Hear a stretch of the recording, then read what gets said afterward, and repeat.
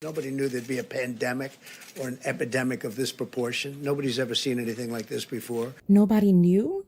Or did Trump just not listen? Today I'm going to show you how Trump was warned over and over again. 6 years ago, Barack Obama said this. There may and likely will come a time in which we have both an airborne disease that is deadly. Don't like Barack Obama? Well, that's okay, because today I'm going to show you how in 2005, 15 years ago, President Bush warned us about pandemics and said this. Outbreaks can happen simultaneously in hundreds or even thousands of locations at the same time. In 2014, Barack Obama was advocating to Congress for pandemic preparedness because when you stay ready, you don't have to get ready. Like in late 2019, the Trump administration ended a pandemic early warning program to detect the coronavirus. There may and likely will come a time in which we have both an airborne disease that is deadly. And in order for us to deal with that effectively, we have to put in place an infrastructure, not just here at home, but globally, that allows us to see it quickly, isolate it quickly, respond to it quickly. So that if and when a new strain of flu, like the Spanish flu, crops up 5 years from now or a decade from now, we've made the investment. And we're further along to be able to catch it. Trump wasted weeks and valuable time while human beings were dying, trying to politicize the coronavirus epidemic and calling it a Democratic hoax. Now the Democrats are politicizing the coronavirus. You know that, right? Coronavirus. This is their new hoax. President Barack Obama, on the other hand, urged Congress to cross party lines and realize that saving American lives is not a partisan issue. I cannot think of a better example of an area where we should all agree than passing this emergency funding to fight Ebola and to set up some of the public health infrastructure that we need to deal with potential outbreaks in the future. How do you argue with that? That is not a partisan issue. That is a basic common sense issue that all Americans can agree on. For the most part, people have recognized this is not a Democratic issue or a Republican issue. It's about the safety and security of the American people. So let's get it done. This can't get caught up in normal politics. We need to protect the American people, and we need to show the world how America leads. Say what you want about Bush, but according to my research, pandemics and being prepared for one is actually something that kept him up at night. And he spoke about this in 2005 and continued with the groundwork to make sure that another pandemic never reached American soil. Today I've come to talk about our nation's efforts to address this vital issue to the health and the safety of all Americans. I'm here to discuss our strategy to prevent and protect the American people from a possible outbreak. President George W. Bush was one of few presidents who stressed the importance of planning for a global pandemic and laid the foundation for the present-day federal response. The President's made perfectly clear that our number one priority is, in the event of a pandemic, is to save lives. The President has a plan to do just that.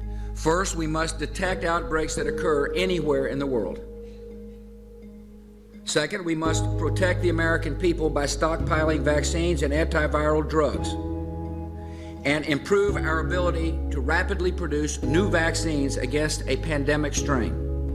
We need to have a surveillance plan that allows us to identify when an incident has occurred in the world. The sooner we know, the more quickly and more adequately we can respond.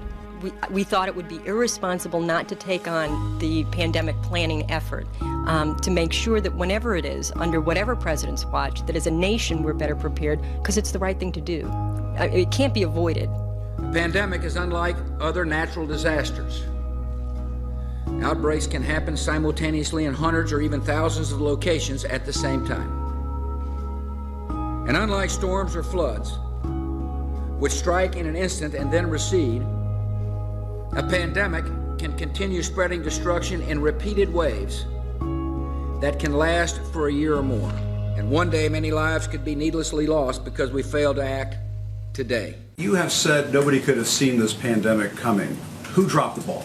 Well, I always knew that pandemics are one of the worst things that could happen.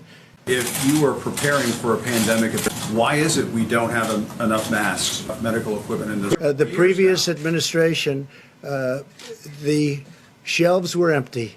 The shelves were empty. So what you should do is speak to the people from the previous administration, Jim. All right. So, Trump tried to blame Obama for Trump's failure in handling the corona pandemic. And I don't know if you heard Jim Acosta, but he said, well, you've been in office for almost 4 years. And you know what else?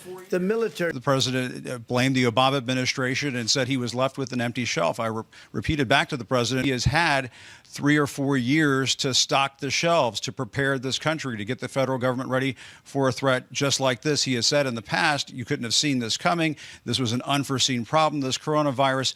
But obviously there were top officials like his own HHS secretary who were warning about the potential for a very dangerous pandemic like the one we're dealing with right now, Wolf. Yeah, he's been in office now for more than 3 years. And if there was a problem when he took office, he had 3+ years to deal with that problem based on the recommendations of a lot of experts who were deeply concerned about a potential pandemic coming here to the United States. The buck is supposed to stop here, Wolf, as you know. Yeah, of course. Well. And I'm going to leave you right here with this. In 2013, Donald Trump tweeted to the then President Barack Obama, leadership. Whatever happens, you're responsible. If it doesn't happen, you're responsible. Dr. Fauci said earlier this week that the lag in testing was, in fact, a failing. Do you take responsibility for that? Yeah, no, I don't take responsibility at all. You said that you don't take responsibility, but you did disband the White House Pandemic Office. Lost valuable time because that office wasn't disbanded. What do you make of that? Well, I just think it's a nasty question.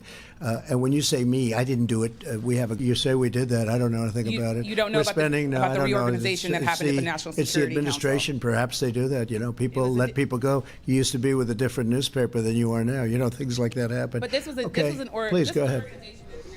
We're doing a great job. Leadership.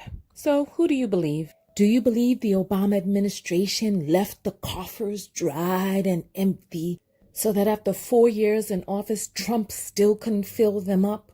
Or do you think Bush, 15 years ago, dropped the ball, and even though he created the federal response that we have now to pandemics, just wasn't up to par? Yeah, no, I don't take responsibility at all. Or do you think Trump is lying and scapegoating because the way he bungled this pandemic response cost thousands of Americans their lives? I want to hear your thoughts below. So the questions now are, number one, if Trump knew that a pandemic was possible and he was so pandemic-minded, why did he spend so many weeks denying that a pandemic was even possible, going around on the news, giving false hope and lying, saying that this was under control, when it most definitely was not and is not under control? Two, first of all, I highly doubt that the shelves were empty. But if they were, let's jump into that. How much longer after Obama left office was Trump expecting for Obama to keep the shelves full? We're talking about 4 years into this man's presidency. Who was manning the shelves? Who was checking inventory? I think this is just another scapegoatism, but I want to hear from you. 3, we all know that Trump cut funding. You know, he was on this rampage of cutting anything that Obama had created. And he happened to cut funding to the CDC as well as remove a key position on the front lines in China. But we'll get into that in the next video. 4, why did Trump know all of the right things to do and say before he got into the office? And then now he's passing the buck. He doesn't know, shoulders up in the air, hands behind him. He's now all of a sudden ignorant of what it takes to be a good leader. And 5, is this the great America that Trump was trying to make us into? We are the laughing stock of the world. There is no country under or overdeveloped that is suffering to the point that Americans are suffering. In the next video,